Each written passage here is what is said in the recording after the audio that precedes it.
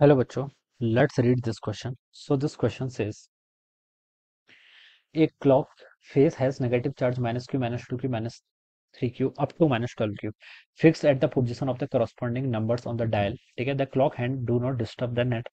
The clock hand do not disturb the net electrical due to point charges. All right.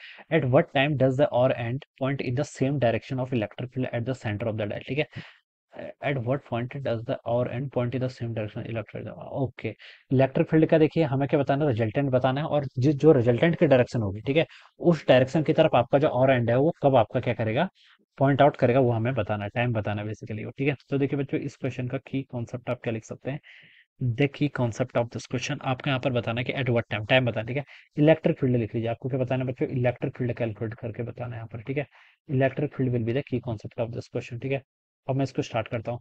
देखिए बच्चों, आपकी घड़ी इस तरीके से होती है कुछ। ठीक है, ठीक है, यहाँ पर देखिए आपका कितना होता है, यहाँ पर 12 बजे होते हैं। ठीक है, वहां पर कितना चार्ज है, देखिए आपका माइनस डब्ल्यू क्यू के इक्वल है। ठीक है, और यहाँ पर आपका कितना होगा, माइनस 3 क्यू वाला चार्ज होगा। ठीक है, 3 बजते हैं यहाँ पर देखिए कितने बजते हैं, घड़ी में 6 बजते हैं, तो -6 क्यू। यहाँ पर आपके 9 बजते हैं तो -9 क्यू। ठीक है, इस तरीके से आपकी घड़ी होती है। ठीक है, ये आपकी देखिए, मैं इसको ऐसे थोड़ा सर्कुलर होती है। ठीक है, थोड़ा सा सर्कुलर ही होती है। सर्कुलर क्यों होती है उसके पीछे भी आपको पता होना चाहिए। ठीक है, इसके पीछे भी आपकी बेसिक सी फिजिक्स है। ठीक है, क्योंकि सर्कुलर मोशन एक ऐसा लोकस ऑफ पॉइंट्स होता है जहां पर आपका कांस्टेंट टाइम पर आपका एक क्या करता है, मूव करता है। ठीक है, ये आपका 1 वाला नोट होगा यहाँ पे, यहाँ पर कहीं आपका 2 वाला नोट होगा। ठीक है, इसको इधर भी आप प्रोड्यूस कर सकते हैं ऐसे। ठीक है, बस स्ट्रेट लाइन लिखनी है आपको, स्ट्रेट लाइन ड्रॉ करनी है। ठीक है, ये यहाँ पर आपका देखिए, यहाँ पर आपका कितना होगा, 1 बजते हैं यहाँ पर तो -q, यहाँ पर आपका कितना होगा, -2 भी चार्ज होगा। ठीक है, यहाँ पर कहीं -4 की होना चाहिए, यहाँ पर कहीं देखिए डायमेंट्री थोड़ी सी इधर उधर हो सकती है।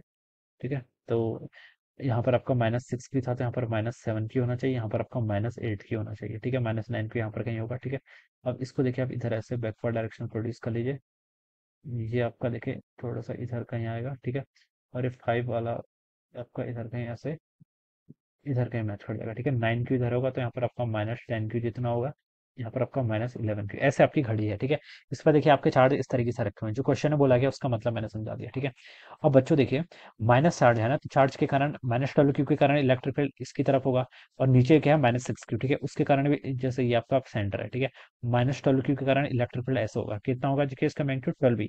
मान लीजिए क्यू चार्ज के कारण ई इलेक्ट्रिक फील्ड आ रहा है, तो 12 क्यू के कारण 12 ई हो जाएगा। ठीक है, 6 ई भी अपनी तरफ खींचेगा, कितना इलेक्ट्रिक फील्ड आएगा, 6 ई, लेकिन मैग्नीट्यूड किसका बड़ा है, 12 ई का, तो रिजल्टेंट इसकी तरफ आना चाहिए। ठीक है, तो इन दोनों का रिजल्टेंट तो बच्चों ऐसा आ जाएगा, किस डायरेक्शन में से, 6 ई की तरफ। ठीक है, अब अगले की तरफ देखते हैं, -q और यहाँ पर -7 क्यू, डिफरेंस कितना है बच्चों, अगेन कितना है आपका, 6 क्यू का डिफरेंस आ रहा है, और नेट आपका इस डायरेक्शन में आना चाहिए क्योंकि माइनस ये आपका बड़ा है। ठीक है, ये भी आपका 6 ई के इक्वल आएगा। ठीक है, ठीक है, अब देखिए यहाँ पर देखिए, इस -2 क्यू और इस -8 क्यू, रिजल्टेंट -6 क्यू, और ये इस डायरेक्शन में आना चाहिए, कितना आपका 6 ई आना चाहिए। ठीक है, ये अगेन बता सकते हैं, -3 क्यू और -9 क्यू, इसके कारण ही बच्चों 6 ई ऐसे आना चाहिए। ठीक है, अगेन -4 क्यू और -10 क्यू, इसके कारण ही बच्चों 6 ई आना चाहिए, इस डायरेक्शन में आना चाहिए। ठीक है, और 11 5 और 11 के कारण भी ऐसे आना चाहिए। इस तरीके से आपका रिजल्टेंट है, मैं रिजल्टेंट ड्रॉ कर दिया। ठीक है, मैंने यहाँ पर इनका। ठीक है, अब बच्चों देखिए, ये वाला 6 क्यू जो है, ठीक है, ये वाला 6 क्यू, अच्छा इसके अपोजिट नहीं ना, ठीक है, हाँ, तो यहाँ पर से आपका ऐसे आना चाहिए। ऑलराइट, ये आपका यहाँ पर से ऐसा आना चाहिए। ठीक है, ऑलराइट, तो ये आपके इतने यहाँ पर आपने ड्रॉ कर लिया। ऑलराइट, तो देखिए बच्चों, यहाँ पर से मैं क्या बता सकता हूँ, देखिए एक ये कितने होते हैं, टोटल 12 होते हैं, और एक भी टोटल 360 डिग्री होना चाहिए, तो एक के बीच में एंगल कितना होगा, 30 डिग्री के इक्वल होगा, 30 30 30 करके ना ऐसे।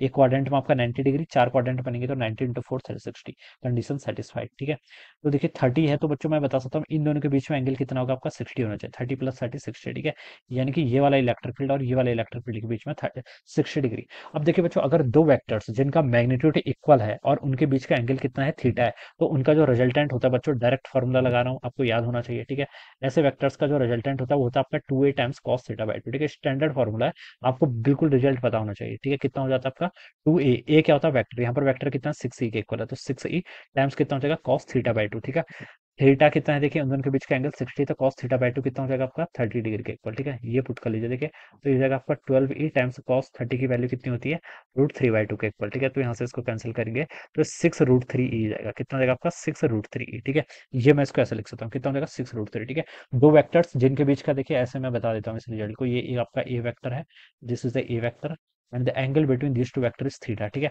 तो इन दोनों का जो रिजल्टेंट होता है, देखिए एक तो हमें इतना बता सकते हैं कि इन दोनों के बीचों बीच से पास करेगा, क्योंकि दोनों का मैग्नीट्यूड इक्वल है, और जो उसका मैग्नीट्यूड होता है वो 2a cos थीटा बाई 2 के इक्वल होता है। इसको आप प्रूफ भी कर सकते हैं, ठीक है, प्रूफ कर सकते हैं। मैंने डायरेक्ट रिजल्ट यूज कर लिया क्योंकि स्टैंडर्ड रिजल्ट है, ठीक है। तो मैंने देखिए इन दोनों वेक्टर्स का तो रिजल्टेंट फाइंड आउट कर लिया, ठीक है। अब देखिए ये वाला जो वेक्टर है, ये वाला 6e और ये वाला 6e, ठीक है। इन दोनों के बीच में देखिए कितना होगा, यहाँ पर से आपका 30 डिग्री यहाँ से ऐड होगा, 30 डिग्री यहाँ से, तो 120 डिग्री हो जाएगा, ठीक है। अब इन दोनों का भी रिजल्टेंट फाइंड आउट कर लेते हैं। तो देखिए अगेन वही दो वेक्टर्स हैं जिनके बीच का एंगल कितना है, 120 डिग्री, ठीक है। तो यहाँ से देखिए अगेन मैं इसको निकाल लेता हूँ, तो ये हो जाएगा आपका 2 टाइम्स, देखिए आपका वेक्टर का मैग्नीट्यूड तो अगेन उतना ही है, ठीक है। कॉस इस बार 60 के इक्वल हो जाएगा। तो देखिए कॉस 60 कितना होता है, 1/2 से आपका 2 कैंसिल हो जाएगा, तो 6 ही आ जाएगा इस बार, ठीक है। कितना आ गया, 6 ही, ठीक है। तो मैंने ये भी फाइंड आउट कर लिया। अब बच्चों देखिए मैं इसको सिंप्लीफाइड कर रहा हूँ, बेसिकली क्या कर रहा हूँ, सिंप्लीफाइड कर रहा हूँ, ठीक है। तो ये मान लीजिए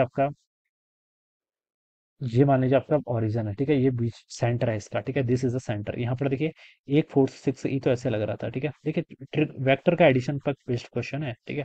6 ये लग रहा था, ठीक है। फिर हमने देखिए ये वाले वेक्टर का और ये वाले वेक्टर का एडिशन किया, वो कितना आया था आपका 6√3, ठीक है।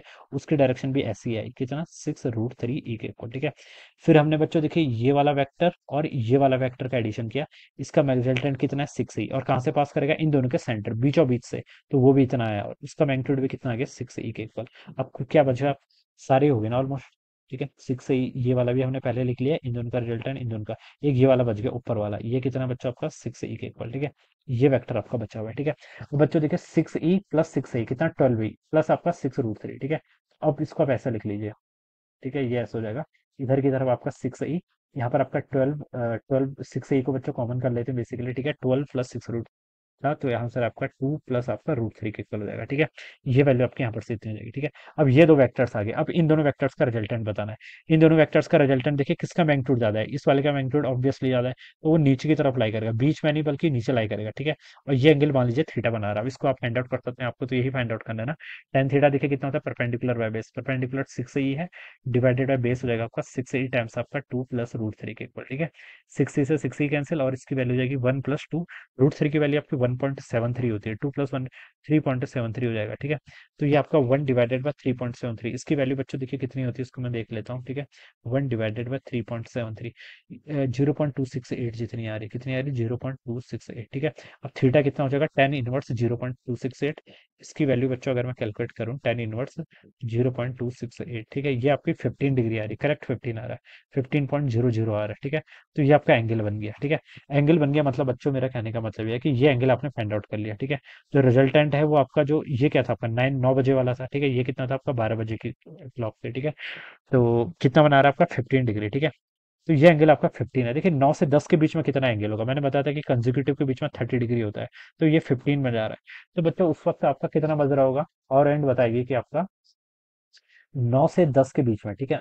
यहाँ पर कहीं मान लीजिए आपका 10 होगा, ठीक है। इन दोनों के बीच में तो आपका 30 डिग्री होना चाहिए, तो ये बीच में तो 9:30 लगभग बज रहा होगा, करेक्ट 9:30 ही बज रहा होगा, आई थिंक। कितना बज रहा होगा आपका, करेक्ट 9:30, ठीक है, क्योंकि 30 डिग्री इन दोनों के बीच का एंगल है, ठीक है, और ये बिल्कुल बीच से आई कर रहा है। तो 9 और 10 के बीच में क्या आएगा आपका 9:30 हो जाएगा, ठीक है। तो 9:30 बज रहा होगा, 9:30 हो रहा होगा, ठीक है। दिस शुड बी टाइम, हमसे यही पूछा था, एट व्हाट टाइम डज और and points in the same direction of the electric field. Electric field आपका रिजल्टेंट इस डायरेक्शन में आ रहा है, और एंड भी इस डायरेक्शन में करेगी, तो आपका 9:30 बज रहा होगा, ठीक है। तो वही पूछा था, तो बच्चों उसका राइट आंसर क्या हो जाना चाहिए आपका 9:30, ठीक है। कितना 9:30, क्या AM PM, ये नहीं बता सकते, बस 9:30 होगा इतना बता सकते हैं। So this should be the answer of this question, alright. So I hope you are understood this concept, all the best and thank you so much.